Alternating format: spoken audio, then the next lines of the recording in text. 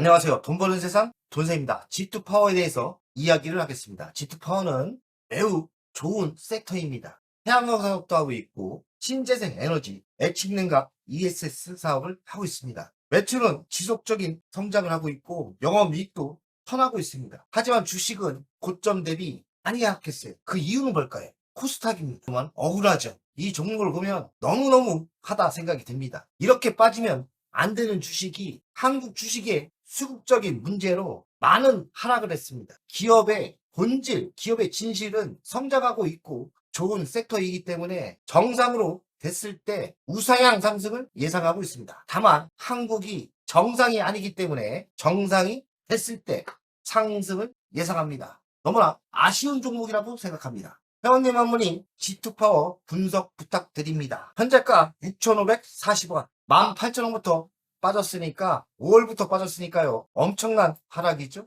회사 부도나는 분위기입니다. 시가총액은 1224억, PBR은 2.9배, PER은 15배입니다. 배당은 주고요. 100원 주고요. 배당 수익률은 1.53대입니다. 외국인은 7%대 가지고 있습니다. 대주주를 보면 김영일 35%, 자사주가 0.42, 정상입니다. 동사는 수배저반, 태양광 발전 시스템, 연구 개발과 생산을 합니다. 신재생 에너지 사업도 하고 있고 ESS 제조까지 하고 있습니다. AI 기술을 활용해 감시 진단 시스템을 납품하고 있습니다. 회사는 기술력이 있고 하는 섹터가 매우 전망이 좋아 보입니다. 매출 구성을 보겠습니다. 태양광 발전 시스템이 53%, 수배전반이 42%, ESS가 3%입니다. ESS가 생각보다 매출이 적네요. 수출은 안 하는 곳에 있는데 자료가 누락된 것 같습니다. 관계사 현황을 보면 태양광 발전 사업을 하고 있고 재생에너지 2차전지 사업을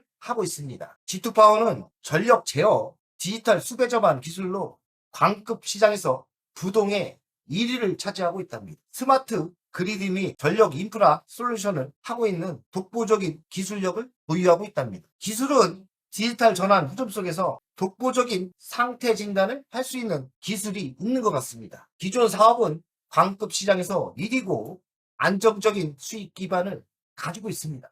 수배전반 전문성이죠. 수배전반은 제가 전기쟁이니까 판넬에 전기의 시스템이 모인 거죠. 신규 사업은 태양광 사업을 하고 있는데 올해 1분기 286% 성장을 했고 영업이익은 흑자로 전환했고 두 자릿수 이익률이랍니다. 신규 사업도 신재생 에너지 중심으로 재편하고 있는데 성장이 되고 있는 거죠. 기존 사업도 무난하고 신규 사업인 태양광도 성공하고 있는 겁니다. 1분기 실적을 분석해 보니 매출은 역사상 최대 수준이라고 하고 태양광 사업도 신규 사업인데 286% 급성장이 나타나고 있습니다. 신재생 에너지로 포트폴리오를 전환했는데 수익성이 개선되고 있는 거죠. 그런데 주식은 고점에서 많이 하락했어요. 말이 됩니까? 말이 안 되는 현상이 나타나고 있다고 생각합니다. 실적을 봤을 때 우상향 상승이 당연하다고 생각합니다. 애측냉각 ESS가 국가 인증을 획득하며 상용화 단계에 진입했다고 합니다. 기술력을 인정받고 또 ESS 사업은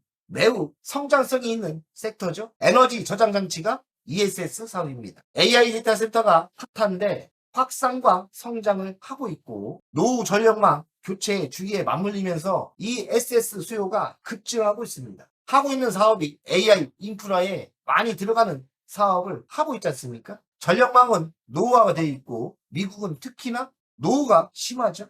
교체가 필요한데 이 회사의 기술력은 여기에 맞는 거죠. 그래서 성장할 수밖에 없다고 생각합니다. 액식냉각 ESS의 경쟁 우위. 냉각 효율은 배터리 수명을 연장하고 공간 효율성을 만들고요. 비용을 절감시키고 안정성을 강화시키면서 시장 경쟁력을 가지고 있죠. 액식냉각 ESS도 기술력이 있기 때문에 성장할 수밖에 없는 섹터입니다. 글로벌 AI 데이터 센터의 인프라는 투자가 확대되고 있고 그 성장은 어마어마하게 커지고 있습니다. 전력 수요는 급증하고 있고 기존의 노후화된 장비는 교체가 많기 때문에 하고 있는 수배전반이라든지 ESS 사업은 성장할 수밖에 없습니다. G2파워의 핵심 제품은 디지털 수배전반은 AI 데이터 센터의 필수 인프라입니다. 또 ESS 사업까지 있고 상태 진단 기술과 시장 1위 실적을 보유하고 있기 때문에 이 회사의 성장성은 매우 크다고 저는 생각합니다.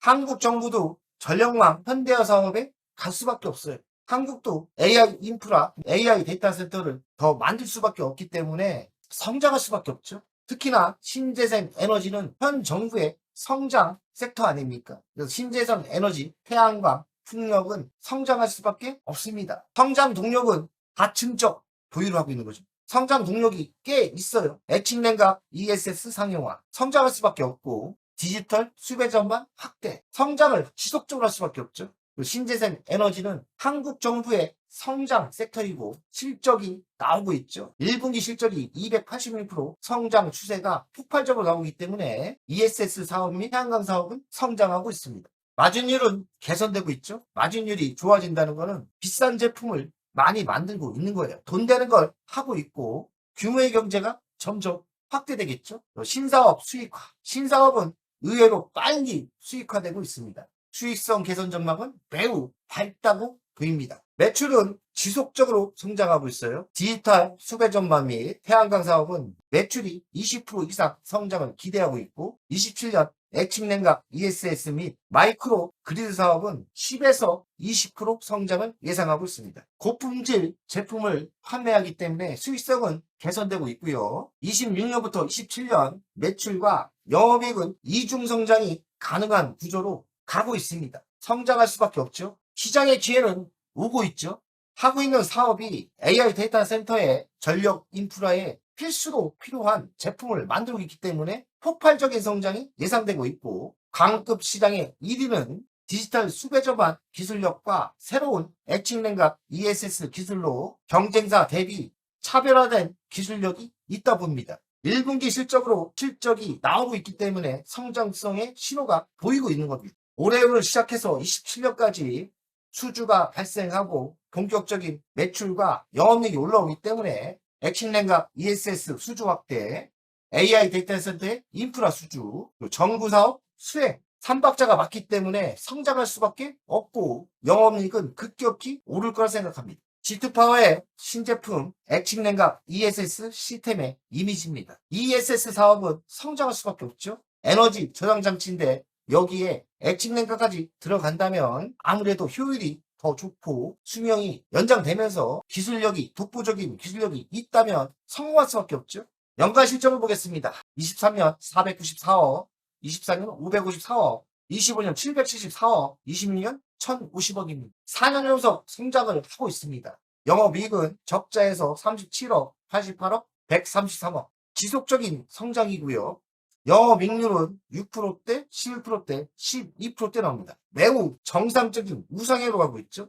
부채 비율은 113%니까 정상이고 유보율은 349% 지속적인 현금이 늘어나는 구조죠. 배당금은 작년부터 줬는데 100원 줬습니다. 1%대고요. 미래 실적은 22년 매출은 35%의 성장을 예상하고 영업이익은 40% 정도 영업이익이 증가가 예상됩니다. 단기순이익은 거의 100% 늘어나고요. 22년 1분기 실적을 봤더니 매출은 92% 성장을 했고 영업이익은 흑자로 전환됐습니다. 이러면 주식은 우상향으로 가는 게 맞는데 차트는 엉망이 돼 있습니다. 왜 그럴까요? 이상 현상이죠. 가치평가를 하겠습니다. 시가총액은 1224억, 20년 매출과 영업이익을 땡겨와서 봤더니 현재 8%대 상승률이 있습니다. 26년 기준이기 때문에 이런 속도로 성장을 한다면 큰 상승이 예상됩니다. 성장하고 있지 않습니까? 차트를 보면서 이야기하겠습니다.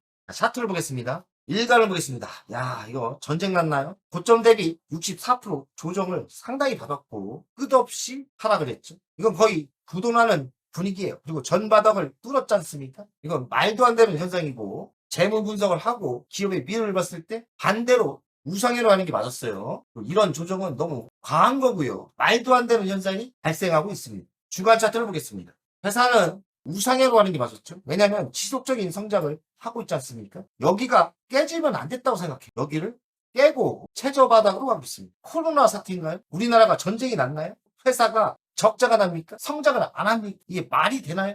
화가 납니다. 이런 걸 봐서는 이런 좋은 주식이 코스닥이라는 이유로 이렇게 빠질 이유는 없는 겁니다. 말이 안 되는 차트가 형성됐고 여기서 적어도 반대로 이렇게 간 게 맞았다 생각합니다. 지금의 현실은 코스닥의 수급이 붕괴되면서 이런 조정은 있을 수 있지만 여기서 무너지면 안 되는 거예요. 여기서는 이만큼은 비정상으로 흘렀다고 봅니다. 그러면 만약에 코스닥이 정상으로 돌아섰을 때는 다시 저는 최고점을 뚫는다 생각합니다. 최고점을 물론 여기서부터 올라오겠죠. 제가 보기엔 시간과의 싸움입니다. 현재 이 하락은 비정상이 있을 수도 없는 일이 발생한 거고 말이 안 되는 현상입니다. 정상이 됐을 때는 이렇게 간다는 거죠. 다시 최고점을 찍는다는 거죠. 월간을 보겠습니다. 월간도 이거는 코로나입니다. 개엄 때보다도 더 심하게 빠졌어요. 이게 말도 안 되는 거고 주식이라는 게 요 정도 조정을 받을 수 있어요. 근데 이만큼은 가짜라는 거죠. 과하게 빠진 겁니다. 말도 안 되는 현상이 코스닥에서 발생하고 있고 정말 화가 올라옵니다. 이래가지고 주식 하겠습니까? 어쨌든